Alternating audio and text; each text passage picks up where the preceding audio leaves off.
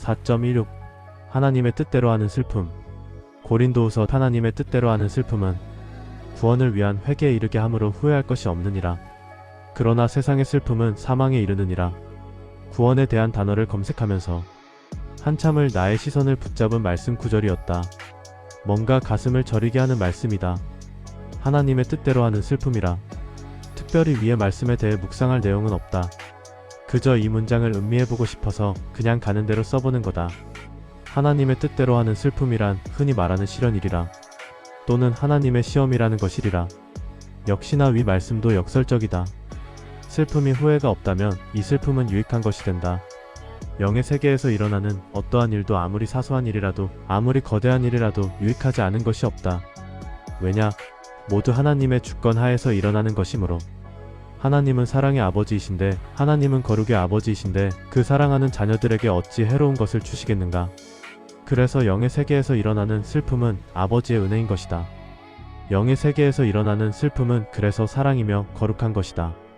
하나님의 슬픔은 회개에 이른다고 말씀하신다.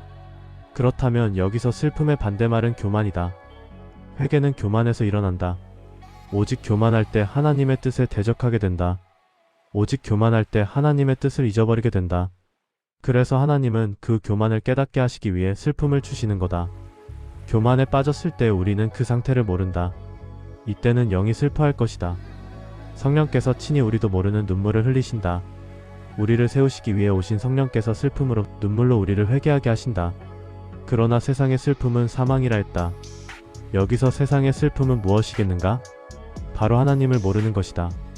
우리가 창조되었음을 모르는 것이다. 믿음을 모르는 것이다. 회개를 모르는 것이다. 성령님을 인도해 주심을 모르는 것이다. 그래서 이와 같은 사실, 진리를 모르는 슬픔은 사망이라는 것이다. 부모가 죽어도 설령 자식이 죽어도 그것은 사망이 아니다. 내 자신의 육체가 죽어도 그것은 사망이 아니다. 진리를 모르는 안타까움, 그 슬픔, 이것이 사망인 것이다.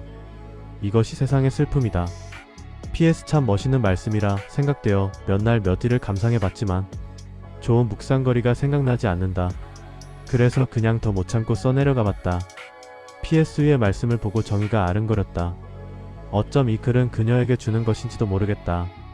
그녀의 슬픔이 세상의 슬픔이 아니면 되는 것이다. 그녀의 슬픔은 하나님의 뜻에 의한 성령님의 눈물이며 세상의 회개의 대함이며 세상의 구원의 대함이라 믿는다. PS 우리 교회의 지금의 회개도 하나님의 뜻에 의한 슬픔에서 출발했다고 본다. PS 내가 회개를 하였던 계기도 교만이라는 두 글자의 단어에서 출발했다. 결국 그 교만으로 이끄심이 하나님의 뜻이었나 보다. 교만한 생활을 통해 나락의 슬픔에 빠졌으니 말이다. 그래서 회개를 한 지금의 입장에서 그 슬픔을 보면 역시 하나님의 뜻에 의한 슬픔이라 믿는다. 하나님의 뜻이 아니었으면 정말 세상의 슬픔 즉 사망에 이르렀을 것이기에 하나님을 모르는 슬픔, 예수님을 모르는 슬픔, 성령님을 모르는 슬픔, 진리를 모르는 슬픔, 왜 사망?